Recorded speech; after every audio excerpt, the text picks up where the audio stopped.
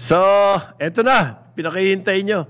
NBI nagsubpina kay Sara over the death threats. Ano may ibig sabihin ba sa yan? Sa akin, it's also noise.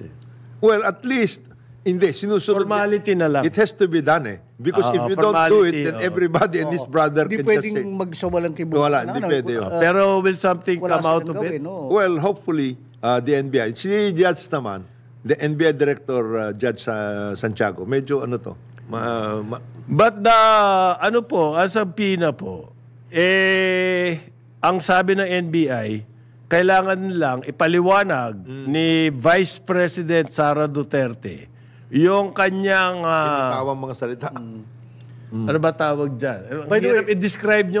If I may, Yung kanyang pagwawala. hindi, teka muna.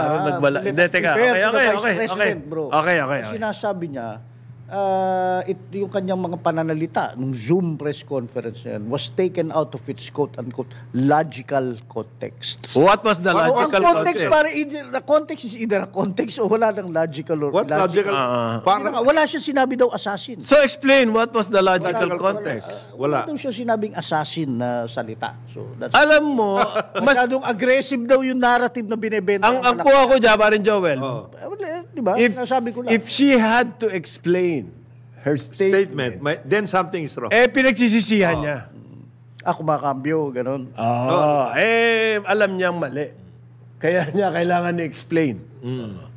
Kasi kung talagang... In fact, ang sinabi, a supposed conditional act of revenge does not constitute an active threat. di paliwanag mo sa NBI. Yun na nga, papaliwanag niyang ganun. Alam mo yung...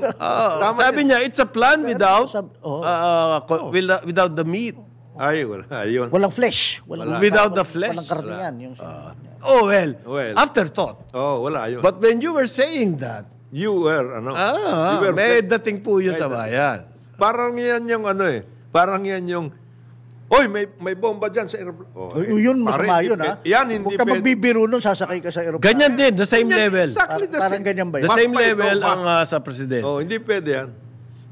Although, syempre, maganda rin naman yung point ng ibang hindi neither pro-Duterte nor pro-Marcos.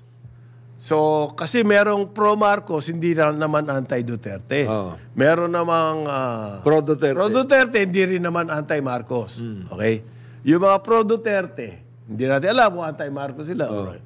Nagsasabi, tigilan na natin yan. Tigil-tigilan na natin yan dahil wala naman nangyayari sa mga hearing. Okay? Pero isa pong punto rito, yung paggamit ng confidential funds. That has to be pursued. Yes. Hindi dapat tigilan niya. Pera yun. Pera ng bayan yun. Pero yung mga side issues na kamukha kay Zoraida, ano to? Suleika. Zoraida Parang noise na yan. Yan ang noise. Pati yung mga tungkol dun sa Ngayon, siguro pinagsisisihan din ni BP yung tungkol sa sinabi niya. Wala kami mga kakampi dito. Yung sa hearing, hindi ganun Hindi pwedeng ganun Maski na vice president ka. Hindi pwede yun. Pati yung sinasabi ni Senator Bato, conditional threat. There's no such thing. There's no conditional threat. Logical context. Ang medyo mabigat. I'm learning a lot of new. Kasi ang problema rito, marami na po sumausaw. Okay. So lalong lumala ang sitwasyon na lalong gumulo. Lalong noises. Ang dami na sumausaw. Yung kampi kay Marcos sumausaw. Yung si Anyo. Threat to national security yan. Paano mo?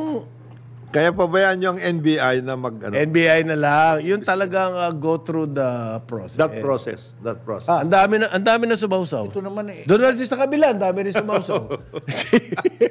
Ito, may puro sapsawan na lang to. Ano yan? Mabuti kung may silit. Masarap kung ulam. May silit na sapsawan ng sapsawan. Iba daw ang salita at tema ng Bisaya sa Tagalog. Kaya hindi natin naiintindihan. Yeah, now you have to explain that. Kailangan explain mo rin yun, ha?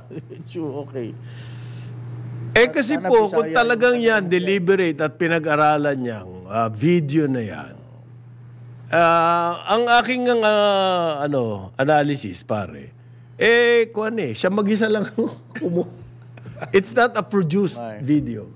Hindi talaga, siya talaga. Siya lang isa, nag-iisa na ganun siya eh. Hindi AI. And therefore, may element ng pagiging spur of the moment or knee-jerk reaction, whatever, na hindi po masyadong na-evaluate.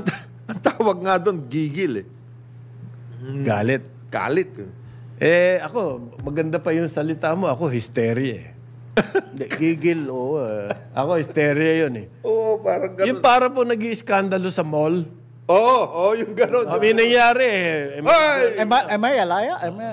Dati nagkaroon yun. Are you saying I'm a liar? Yan. I'm a liar? Oo. I'm a liar? I'm a liar. Nag-iskandalo. Tama yun, hysteria nga yun. I'm sure yung nagsalita na ngayon, pinanunood niya yun, nangingiti siya. Ba't ko sinabi? Ba't ko sinabi yan? Di ganyan din si Inday. Yeah, kaya nga ito. But there is still... Pero seryoso itong NBI ano na to. Hindi, importante yan. Because you cannot just say those things eh. One, kung talagang wala, di put a closure. Okay. Kung meron, di malaman natin. Okay. Kailan maliwanag yun? Kung talagang wala, there's a closure. Pero ganito na ngayon, dapat mag-isip, ang Duterte Camp, how do you recover from this? Kasi... nabalatan ho kayo rito. Sa totoo lang. Sa totoo lang. Nagkaroon kayo ng... 1-2 punch to. 1-2 punch. Dati, kayo nakakabalat. Nababalatan nyo yung kabila. Si Martin. Yan. Blood control. Lahat yun. Parang binigyan nyo ng bata. So, okay yun.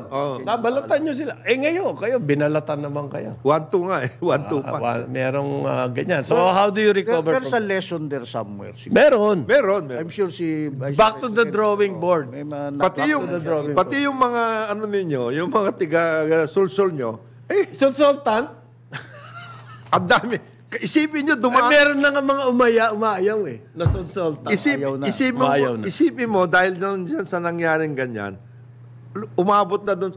Dito na tayo. Pinagalitan tuloy kayo ng pari eh. Sabi ng pare, huwag nyo na may istorbohin yung mga nagsisimba. Hindi ko alam kung anong reason ba't sila nandito, pero... Oo nga. Pero konti lang naman daw. Oo nga, pero ibig sabihin, nababarahan. Yung dadaanan po ng mga gusto magsimba. Parang hawa.